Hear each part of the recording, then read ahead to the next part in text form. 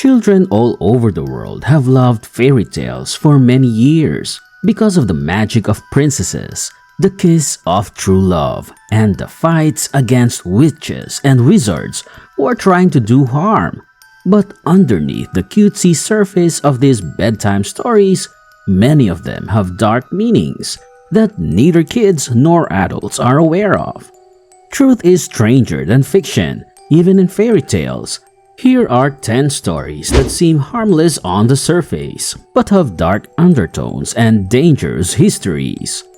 Number 10. Curious George.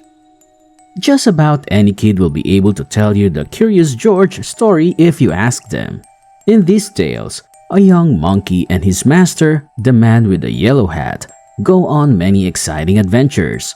However, there is a fairly ominous double meaning underlying George's actions. You see, Hans August and Margaret Ray Reyersbach were German Jews who wrote books that made everyone's favorite monkey famous. However, these Jews were not your average Germans. Before World War II, the Rays were living through Nazi Germany's reign of terror. When the authors of the Curious George books wrote them, they were actually showing how they suffered during the Nazi regime through George's eyes. Their close calls with danger and narrow escapes made them want to keep writing the Curious George stories and put a fun spin on being on the run. In the end, they actually used their drawings to get the attention of authorities, who helped them get out of danger many times. Number 9. The Little Match Girl. The story goes that a little girl had to sell matches so her father would not beat her. Every time she lit a match, she felt warm, optimistic, and hopeful. At the end of the story, the little girl dies from being out in the cold. But the story makes it sound like a happy ending for the brave little girl. In reality, the story was about a real encounter between Hans Christian Andersen and a young girl selling matches on the street. During the Industrial Revolution in Europe, a lot of people were poor, like many other children. The little girl had to go out into the harsh winter to help her family put food on the table.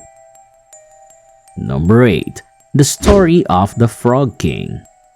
Now, this might seem like a simple story, but the author had some ideas that weren't very kid-friendly. In fact, the author wanted the story to show how a person comes to realize their sexuality. The frog in the story represents fertility, and the story shows how a person goes from being an innocent child to a sexually mature adult. Suddenly, the Frog King doesn't look so innocent at all. Instead, it was a sexually charged story written by an author as a sneaky way to talk about the loss of innocence. Number 7. Mother Goose Songs. Most of her songs taught lessons about the harsh realities of life. Take taxes, for instance. Remember Ba Ba Black Sheep? It is about paying taxes and how unfair the people thought they were. These rhymes were meant to be a call for revolution and a subtle way to teach people about the unfairness of high taxes like the wool tax of 1275. Farmers had to pay their tax in wool, 1/3 to the king, the master, and 1/3 to a local nobleman, the dame. The last third was left to the farmer himself, who is that little boy in the rhyme. Number 6. The Tinder Box. The Tinder Box shows that someone could do whatever it takes to get rich, no matter what. It also talks about the harsh realities of poverty and how someone who is desperate could quickly turn to magic. Andersen wanted to show how big the gap was between the rich and the poor in his time, and he also wanted to show how hard it was for people who were born without money. Number 5. Peter Rabbit. Potter's creation of Peter Rabbit was her means of rejecting the norms and ethics of her middle-class upbringing.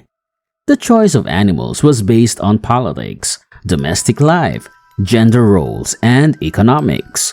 So, while you might think the fairy tale is a nice lesson about listening to your mother, it's actually the author's way of rebelling against her family.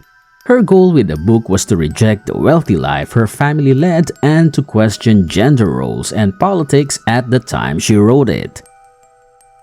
Number 4. Devil with Three Golden Hairs. The king wanted to kill the main character because he was afraid of being replaced in his daughter's heart. The forest where the boy got lost is a metaphor for adulthood. He meets the robbers and the old woman who raised him, showing how growing up can be confusing. Lastly, the boy marrying the princess means he is ready to become an adult. The boy's quest to get the devil's golden hair represents his search for maturity, while the devil represents boyhood's fears. The whole plot may or may not have been based on the Grimm brothers' own struggles with growing up. That much is still up for discussion. Number 3. Snow White and Rose Red. What's interesting about this story is that both girls end up happy, but they both have bad things happen to them on the way to happiness. And even though most people tend to focus on the happy endings, the Grimm brothers really wanted to talk about the sad ones.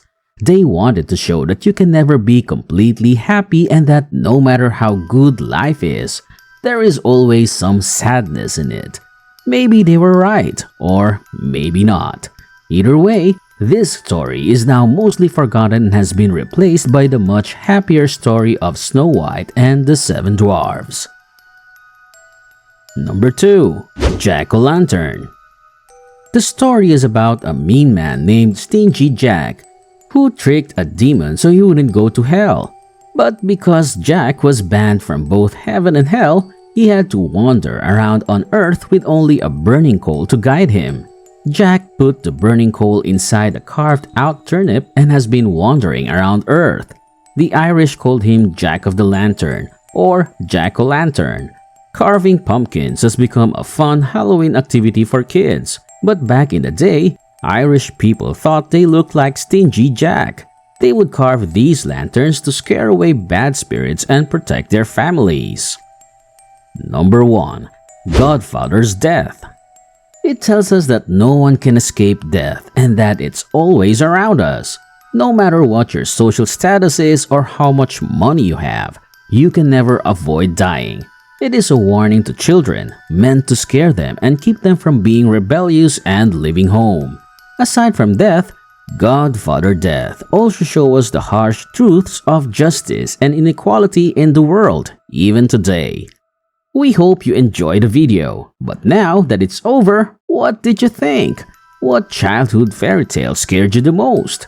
Leave your comments down below and don't forget to hit that like button. Also, click subscribe if you enjoyed the video and want to see more from us in the future. Thank you for taking the time to watch this.